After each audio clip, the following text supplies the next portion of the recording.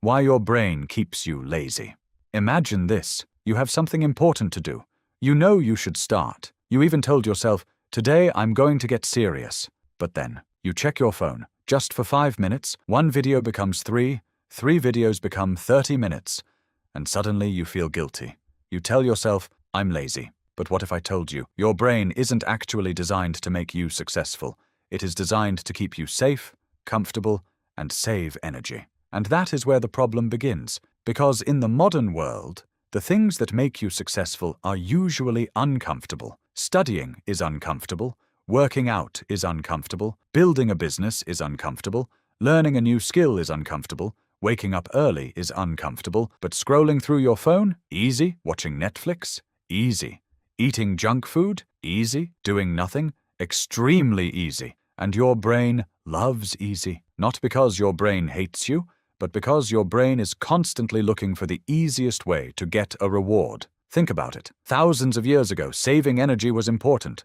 Food wasn't always available. There was no electricity, no internet, no food delivery, no entertainment available 24 hours a day. Your ancestors had to spend energy to survive, so the brain developed a simple strategy. If something gives you a reward without requiring much effort, pay attention to it. And today, that ancient system is being attacked by modern technology. Your phone gives you notifications, social media gives you endless novelty, short videos give you instant entertainment, games give you instant rewards, food gives you instant pleasure. You don't have to work for any of it, and this creates a dangerous loop. You feel bored, you reach for your phone, you get stimulation, you feel better, your brain remembers it. Next time you feel bored, it asks for the same thing again, and slowly, you train your brain to escape discomfort. This is why you can watch 100 short videos, but struggle to watch a 10-minute educational video. It's not because you're incapable of focusing. Your brain has simply become accustomed to rapid rewards.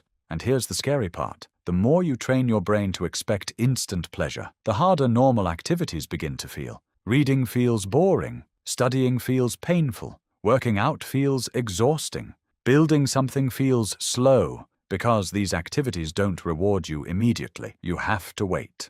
And your brain doesn't like waiting. This is why laziness often isn't about a lack of ambition. It's about a conflict between immediate reward and delayed reward. Your brain says, why should I study for 3 hours when I can scroll for 3 hours and feel good right now? Your future says, because that 3 hours of studying could change my life. But your brain lives in the present. And that's the battle. The present you want's comfort. The future you want's results. And every day, you decide which one becomes stronger. Now here's another reason your brain keeps you lazy. It hates uncertainty. Imagine you want to start a business. You don't know if it will work. You don't know if people will like your product. You don't know if you'll make money. You don't know how long it will take. That's uncertainty. So your brain creates an escape. Maybe I'll start tomorrow. Tomorrow feels safe. Tomorrow has no risk. Tomorrow has no failure. Tomorrow has no embarrassment. And suddenly, tomorrow becomes your favorite place to hide. You say, I'll start Monday. Then Monday comes. You say, next month. Then next month comes. And eventually, years pass. The dangerous thing about procrastination is that it feels harmless in the moment. You aren't destroying your future in one giant decision. You're destroying it through thousands of tiny choices. 5 minutes of scrolling, another 5 minutes, skipping one workout, eating one unhealthy meal, delaying one important task, sleeping 1 hour later. None of these decisions feels powerful, but repeated every day, they become your identity, and your identity controls your behavior. If you constantly tell yourself, I'm lazy, your brain begins to accept that identity. Then you act like a lazy person. You avoid difficult tasks, you procrastinate, you quit quickly, and every time you do it, you reinforce the belief. But here's the good news. If your brain can learn laziness, it can also learn discipline. Your brain is not fixed. It adapts to what you repeatedly do. Think of your brain like a path through a forest. The first time you walk through the forest, there is no path. The second time, there is a small trail. Walk it every day, and eventually, there is a clear path. Your habits work the same way. Every time you choose distraction, you make the distraction path stronger. Every time you choose discipline, you make the discipline path stronger. This means you don't need to completely change your life overnight. You need to change what you repeatedly do. Start small. If you can't study for 2 hours, study for 10 minutes. If you can't run 5 kilometers, walk for 10 minutes. If you can't read 50 pages, read 5. If you can't completely remove social media, put your phone away for 30 minutes. The goal isn't to become a different person tomorrow. The goal is to prove to your brain, I do what I say I'm going to do. That sentence is powerful, because every time you keep a promise to yourself, your self-respect grows. And every time you break a promise to yourself, your confidence gets weaker. Think about how many times you've said, tomorrow I'll start, and then didn't. After enough repetitions, you stop believing yourself. So start making smaller promises and keep them. Tell yourself, I will work for 10 minutes, then work for 10 minutes.